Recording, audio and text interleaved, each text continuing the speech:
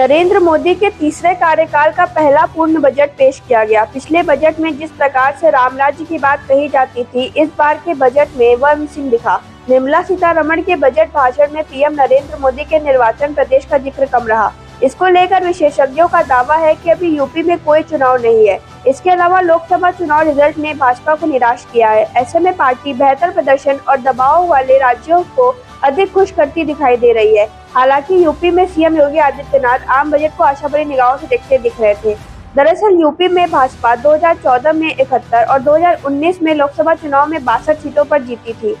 इसका असर पिछले 10 सालों के आम बजट में दिख रहा था। 2024 के लोकसभा चुनाव में पार्टी 33 सीटों पर सिमट कर रह गई। इसका प्रभाव भी इस बार के बजट पर दिखाई दे रहा है। केंद्रीय वित्त मंत्री निर्मला सीतारमण की ओर से पेश किए गए बजट को लेकर यूपी को काफी उम्मीदें थी, लेकिन कुछ खास नहीं मिला। बजट में कोई बड़ी घोषणा नहीं की गई। लोकसभा चुनाव में एनडीए की सीट कम होने पर बजट का प्रभाव दिखा है। आम बजट में यूपी को कोई नया प्रोजेक्ट नहीं मिला। रेलवे विकास को देखा जाए तो ट्रैक निर्माण के लिए 3 घोषणाएं की गई। इनमें करीब 50 किलोमीटर दूरी में ट्रैक के दोहरीकरण और 23 किलोमीटर रेलवे ट्रैक की ट्रिपलिंग प्रोजेक्ट शामिल है।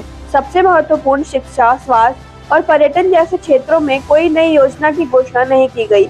बजट में यूपी को कोई स्पेशल पैकेज नहीं मिला है। मोदी सरकार की फ्लैगशिप योजना स्वच्छ भारत मिशन बजट 1978.33 करोड़ से बढ़कर 4246.23 करोड़ हो गया है। इसी तरह प्रधानमंत्री आवास योजना अर्बन का बजट 19,966.63 करोड़ से बढ़कर 23,613.03 करोड़ रुपए कर दिया गया है। पड़ोसी राज्य बिहार के लिए 58.9 हजार करोड़ का प्रोजेक्ट घोषित किया गया है। वहीं सबसे बड़ी आबादी वाले प्रदेश यूपी के लिए कोई बड़ी घोषणा नहीं हुई है।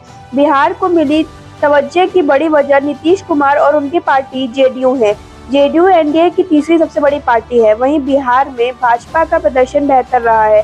पार्टी प्रदेश में विधानसभा चुनाव 2025 को ध्यान में रखते हुए अपनी स्थिति को बेहतर बनाने का प्रयास करती दिख रही है। यूपी को लेकर केंद्रीय बजट में कोई बड़ी घोषणा नहीं की गई। बजट को अगर ध्यान से देखें तो इस बार शिक्षा के क्षेत्र में यूनिवर्सिटी के बजट का जिक्र किया गया है।